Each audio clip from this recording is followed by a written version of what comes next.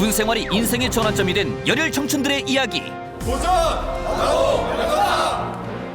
어제보다 나은 오늘을 꿈꾸며 누구보다 값진 군 생활을 이어온 10명의 국군 장병들.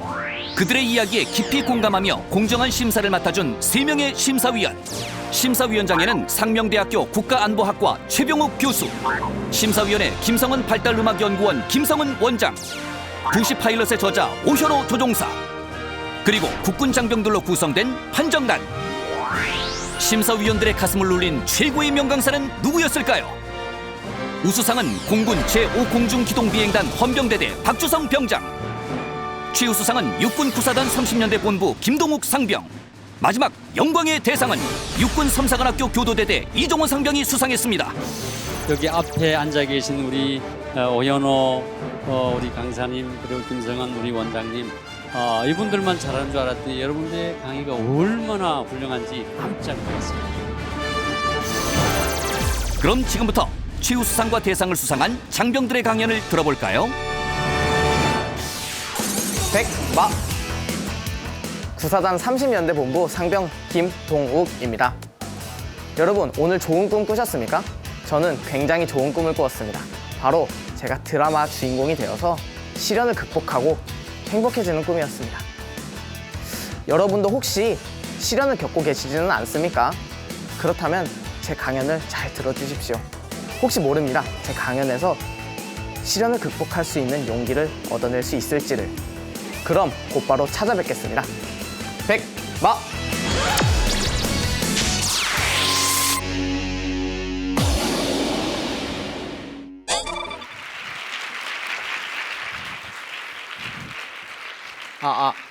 안녕하십니까. 제 소개 먼저 하겠습니다. 저는 상승백마 구사단 30연대 본부에서 충성마트를 관리하고 있는 상병 김동욱입니다.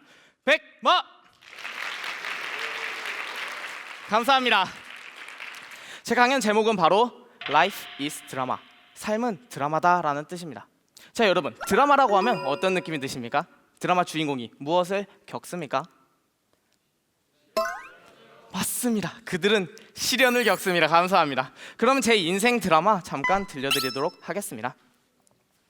처음부터 조금 충격적이지만 저는 초등학교 때 어머니가 돌아가셨습니다. 그때 제게 낙인이 한 가지가 생겼습니다. 바로 엄마 없는 애라는. 저는 굉장히 슬펐지만 기죽지 않았습니다. 그렇게 중학생이 되었습니다. 건축을 하시는 아버지께서 무거운 물체를 많이 옮기시다 허리 디스크가 2번 발생하였고 2차례 수술을 하셨습니다. 한동안 집에 수입이 없어서 가난했지만 저는 기죽지 않았습니다. 그렇게 고등학생이 되었습니다. 그런데 갑자기 아버지께서 사기를 당하신 겁니다. 당시 살고 있던 전셋집에서 전세금을 빼서 급한 불을 껐지만 저희는 이사를 하게 됩니다. 어디로? 반지하의 월세로. 저는 친구들에게 굉장히 부끄러웠지만 기죽지 않았습니다. 그런데 그때 제게 꿈이 생겼습니다. 바로 취업 잘 되고 돈 많이 버는 직업을 갖는 것이었습니다. 그 꿈을 간직한 채 저는 고등학교 3학년이 되었습니다. 그런데 우연히 해양대학교라는 곳을 알게 됩니다. 취업 잘 돼, 돈 많이 줘, 군대도 면제돼. 제겐 얼마나 이상적인 학교였겠습니까? 그래서 저는 고등학교 3학년 때 해양대학교의 문을 두드렸습니다. 결과는 조금 아쉽게도 불합격했습니다. 그래서 저는 재수를 했습니다. 재수 때는 정말 열심히 공부를 했습니다. 군 면제를 받기 위해서가 아니라 해양대학교를 가기 위해서 정말 열심히 공부를 했습니다. 결과는 다행스럽게도 합격을 했습니다. 그런데 아까 말씀드렸습니다. 해양대학교는 군대가 면제가 된다고. 하지만 저는 지금 마트에서 바코드를 찍고 있습니다. 제가 다녔던 학과는 항해사가 되는 학과였는데 제게는 선천적으로 눈에 색각 이상이 있었습니다. 그렇기 때문에 항해사가 되지 못한다는 청천벽력 같은 이야기를 들었습니다. 그 후 저는 나라 잃은 사람 마냥 자퇴를 하게 됩니다. 그렇게 삼수를 했고 지금 학교에 입학하여 1학년 1학기를 마치고 22살의 나이로 군대에 입대를 했습니다. 신병교육대대에서 있었던 일입니다. 저는 그냥 가만히 앉아 있는데 조교님께서 저한테 오셔서는 너 일로 와! 라고 하셨고 저는 깜짝 놀라서 행정반으로 따라갔습니다. 그곳에 계셨던 소대장님께서는 너 여기 뭘 잘못해서 왔는 줄 알아? 라고 하셨고 저는 잘 모르겠습니다. 죄송합니다 라고 답변을 했습니다. 소대장님께서는 너는 조교가 며칠 지켜보더니 모범적인 모습을 몇 번 보여줘서 분대장 훈련병으로 추천받았어 라는 이야기를 하셨고, 저는 그렇게 해서 분대장 훈련병이 되었습니다. 이것은 제 신병교육대에서 찍은 사진입니다. 어떻습니까? 못생겼습니까? 감사합니다. 웃고 있습니다. 저는 즐겼습니다. 하지만 제게는 또 한 번의 불행이 찾아오게 됩니다.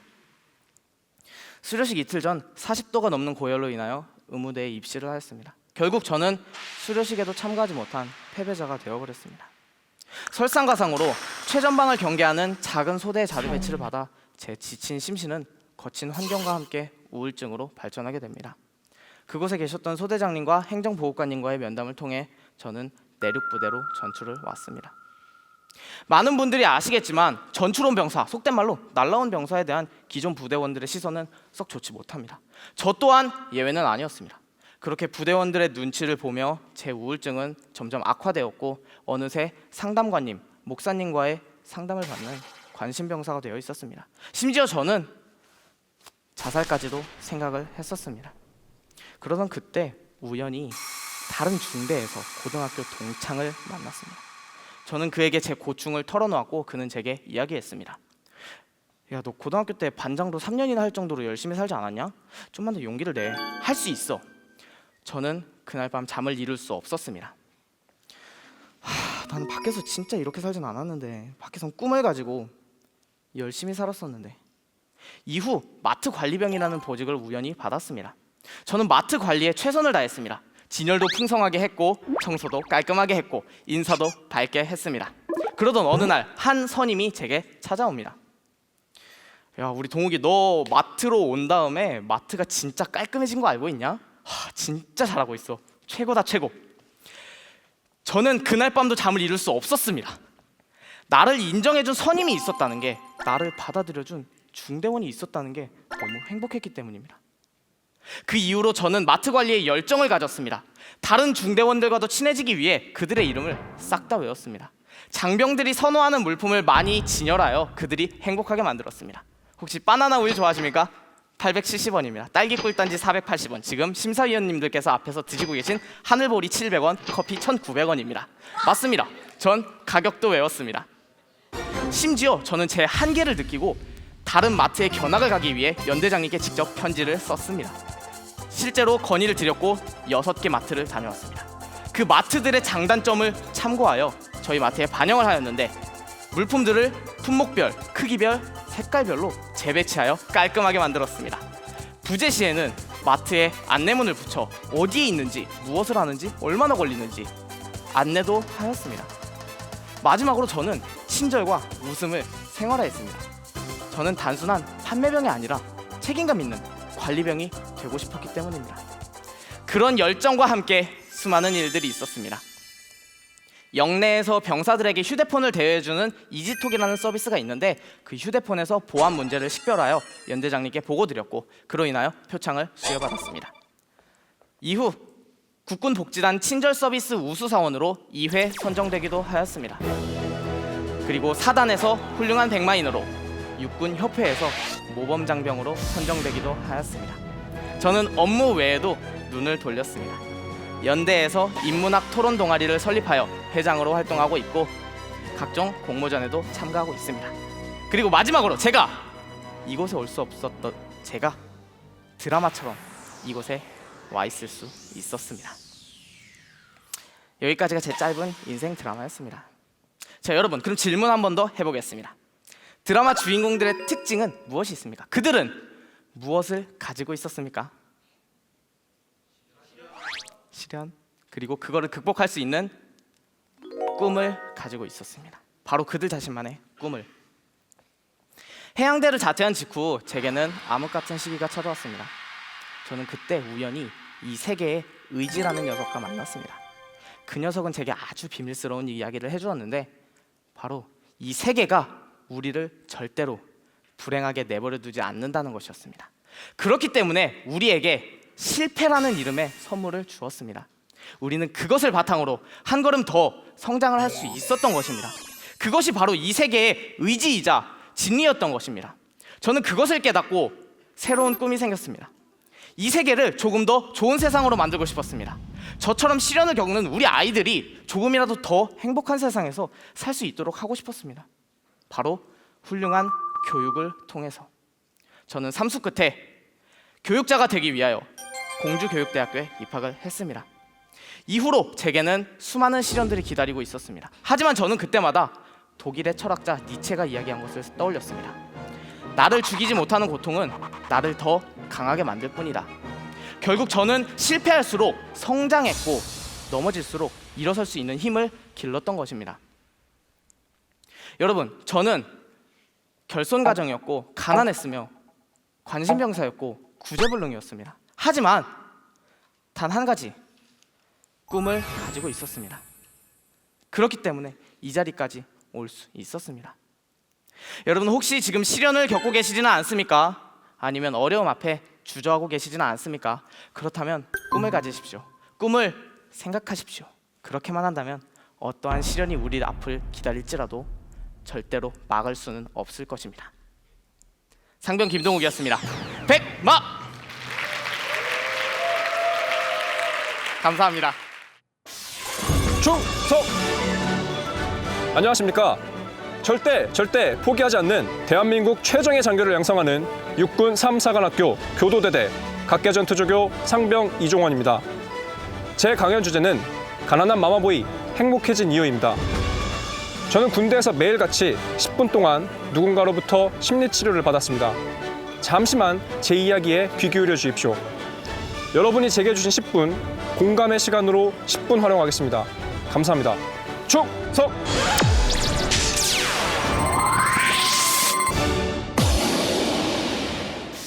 군대령조 약진 앞으로!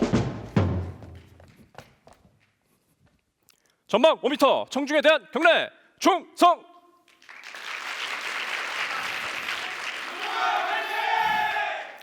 안녕하십니까? 대한민국 최정예 장교를 양성하는 육군 3사관학교 교도대대 각계전투조교 상병 이종원입니다. 저는 오늘 가난한 마마보이 행복해진 이유라는 주제로 이제껏 꺼내놓지 못한 저만의 이야기를 여러분께만 들려드리고자 합니다. 언제나 강한 척할 필요는 없다. 필요하면 울어라. 눈물샘이 다 마를 때까지. 파울로 코엘료의 흐르는 강물처럼에 나오는 구절입니다. 혹시 이렇게 눈물샘이 마를 때까지 울어보신 분 계십니까? 없으시군요. 저도 그렇게 울고 싶어도 울 수가 없었습니다. 육군 3사관학교를 대표할 만한 얼굴과 이 살인적인 미소만 보고 사람들은 저를 부잣집 아들 엄친아 이렇게 생각하더군요. 근데 그래 저는 아쉽게도 그런 유복한 환경에서 자라진 못했습니다. 그래서 늘 강해 보이는 척 가면을 쓰고 힘들 때 눈물을 꾹꾹 참는 게 습관이 됐습니다. 눈에 힘을 팍. 어릴 땐 평범한 가정에서 자랐습니다. 그런데 고등학교 입학하던 해 아버지 사업이 어려워지면서 집안이 파산을 신청했습니다. 그런 빚에 쫓겨서 이사까지 가야만 했죠.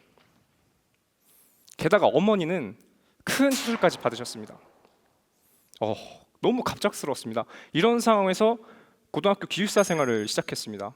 어린 나이에 외국어 고등학교 등록금, 기숙사비, 급식비까지 걱정하게 된 겁니다. 정말 너무 청천벽력 같았습니다.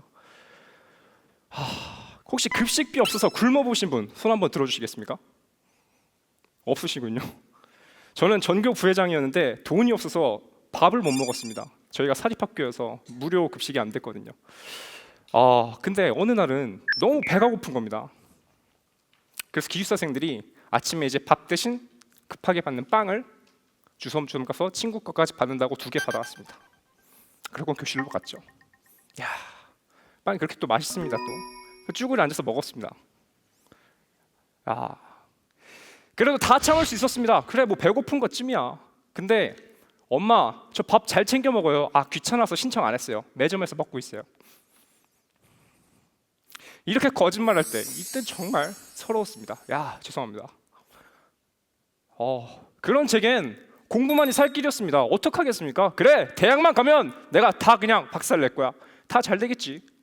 열심히 공부해서 서울의 한양대학교에 합격했습니다.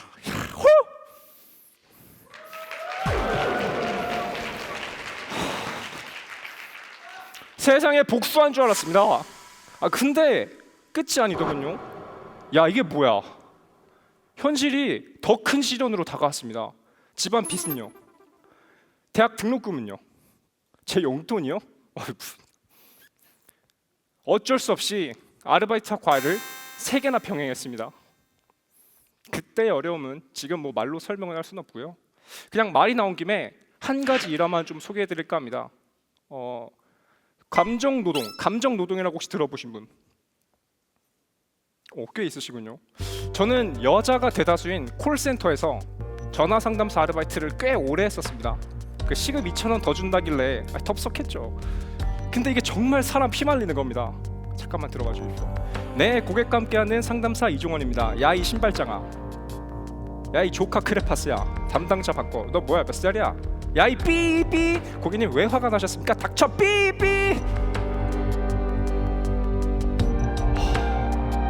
그땐 너무 어렸습니다. 20살, 21살. 집에 가서 분하고 억울해서 집안 문을 닫고 울었습니다. 어머니 모르시죠? 괜찮습니다. 다 지나간 일이니까요. 그렇게 앞만 보면 살아오다가 22살 10월 더는 안 되겠어서 군대 입대했습니다. 근데 희한하게도 군대 오니까 마음은 편한 겁니다. 왜? 이 돈을 벌어야 되는 책임감, 이걸 느낄 필요가 전혀 없었습니다. 가만히 있어도 재워주죠. 월급 나오죠.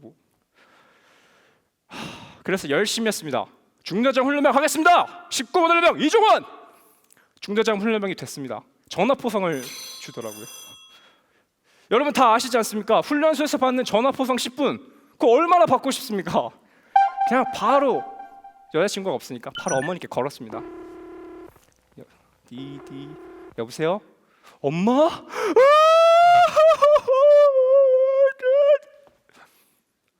아니 무슨 입대한 지 3주밖에 안 지났는데 이산가족 상봉하듯이 아주 눈물 콧물 다 뺐습니다.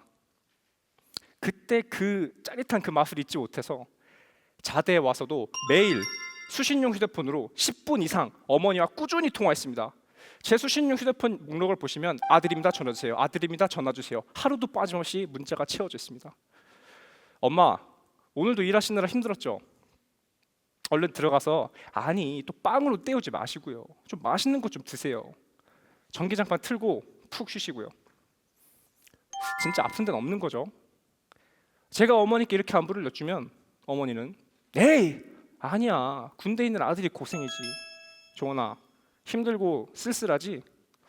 그럴 때는 우리보다도 어렵고 힘든 사람들이 있다는 걸 기억하자. 우리 가족 지금 다 건강하고 행복하잖아. 아니 돈은 다시 벌면 돼. 그러니까 아들 주변에 힘든 사람들 있으면 그냥 가서 도와줘. 큰아들, 입대 전에 엄마가 고생만 시켜서 미안해. 어머니는 늘 제게 미안하다고 하십니다. 뭐가 그렇게 미안하실까요? 세상에서 당신이 제일 힘드실 텐데 말입니다. 그래서 어머니가 그렇게 늘 명랑하게 말씀을 하셔도 제 귀에는 자꾸 슬프게 들립니다. 그래서 그게 짜증납니다. 그런데 그렇게 생활관, 그렇게 딱 전화를 끊었는데 생활관 동기들이 이렇게 얘기하더군요. 야 종원아, 뭐 엄마랑 그렇게 할 말이 많어. 난 엄마랑 용돈 필요할 때만 전화하는데. 야, 대단하다 진짜. 야 이종원이 마마보이였네. 마마보이의 뜻은 아시죠? 어머니에게 의존하는 남자. 예. 기분이 나쁠 법도 했습니다. 근데 저는 기분이 좋았습니다. 왜? 제가 어머니한테 잘하고 있다는 걸 확인받는 것 같았거든요. 그렇게 전화를 끊고 이런 생각이 듭니다. 나는 어머니와 안부를 주고받은 게 아니었다. 여러분, 저는 뒤늦게 깨달았습니다. 1년 동안 어머니로부터 10분 이상 쭉 통화하면서 심리치료를 받아왔던 것입니다. 입대 전에 저는 어땠습니까? 세상을 원망하면서 돈을 악착같이 버느라 이기적이었고, 내 줄임배 치우느라 바빠서 주변은 안중에도 없었습니다. 그런 제가 군대에 왔습니다. 어땠을까요? 뻔하죠. 아주 독종이었습니다. 작업을 할 때도, 생도들을 교육할 때도, 심지어 인간관계를 맺을 때도 제가 최소한 해야 할 만큼만 계산해서 철두철미하게 행동했습니다. 뭐 똑부러지고 일은 잘하니까 욕은 안 먹었습니다. 근데 제 주변에 사람은 없었습니다. 좀 공허했죠. 근데 이런 생각이 드는 겁니다. 어느 날 평소처럼 어머니와 전화를 하고 끊었는데 엄마가 군대에서 날 보면 뭐라고 하셨을까? 어머니는 늘 제게 종원아, 군대에 있으면 너보다 더 힘든 사람들 있으면 도와줘. 우리가 그 힘든 거 잘 알잖아. 그러면 종원아 반드시 우리한테도 좋은 날 온다. 너 엄마 믿어봐. 이렇게 당부하셨는데 저는 가난하다고 이기적으로 변하지 않았습니까? 이런 아들을 어머니가 창피하실 것 같더라고요. 그래서 그제서야 생각을 좀 고쳐먹고 주변을 둘러보기 시작했습니다. 군대 생활을 힘들어하는 제 군대 후임들이 제일 먼저 눈에 들어왔습니다. 어떻게 보였냐고요? 제가 입대 전에 느꼈던 무기력함, 원망, 분노 이런 게 후임들 얼굴에서 보이는 겁니다. 그때부터 후임들을 그냥 지나칠 수 없었습니다. 돈이 부족한 후임이 있었습니다. 손잡고 PX에 데려갔습니다. 야, 콜라 먹을 걸 막 사줬습니다. 저는 군대에서도 돈을 아끼려고 PX 안 가고 남들이 안 먹던 보급 건빵을 다 모아가지고 건물대에 쌓아두던 녀석입니다. 지금도 제 군대 후임들은 제가 건빵 좋아하는 줄 압니다. 그랬던 제가 어느 날에는 군대 후임들을 데리고 치킨 피자, 그 부대 내 치킨 피자 가게에 데려가서 막 사줍니다. 먹어. 교육하느라 고생했어, 먹어. 옛날 같았으면 영수증만 보고 손이 덜덜덜덜 떨렸을 텐데 아니 이게 진짜 후임들 얼굴 보니까 하나도 안 아까운 겁니다. 어라? 이제 군대 후임들이 제가 편해졌는지 고민까지 털어놓기 시작합니다. 아, 이종환 상무님, 여자친구랑 싸웠습니다. 어떻게 하면 되겠습니까? 근데 여러분, 전 여자친구도 없습니다. 아, 이종환 상무님, 나중에 뭐 해먹고 살지 모르겠습니다. 전 뭐 알겠습니까? 이종환 상무님, 솔직히 누구누구 때문에 군 생활이 좀 힘듭니다. 도와주십시오. 이렇게 후임들과 공감하는 시간을 보내면서 이게 사람답게 사는 거구나. 나보다 힘들고 어려운 사람들은 이유가 어찌됐든 어디든지 있을 수 있구나. 이런 생각이 드는 겁니다.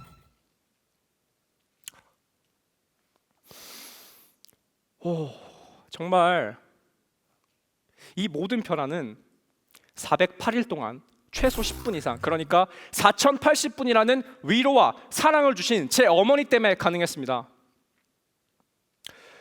제 군 생활은 자연스럽게 풍요로워졌습니다. 작업, 예초기 한번 매면 내려놓지 않습니다. 사관생도들을 교육하는 거 누구보다도 모범적으로 합니다. 약질 앞으로! 그런 제 모습이 국방TV 뉴스에 어느 순간 저도 모르게 보도가 되고 있고, 지난 9월에는 조교의 고백이라는 제목으로 제 글이 실리기도 했습니다. 이런 건 다 떠나서 결정적으로 사람의 마음, 이 사람의 마음을 얻으려고 진심을 다하다 보니까 다른 선임들이 있음에도 불구하고 제가 먼저 상병 2호봉에 각계전투 분대장으로 임명됐습니다.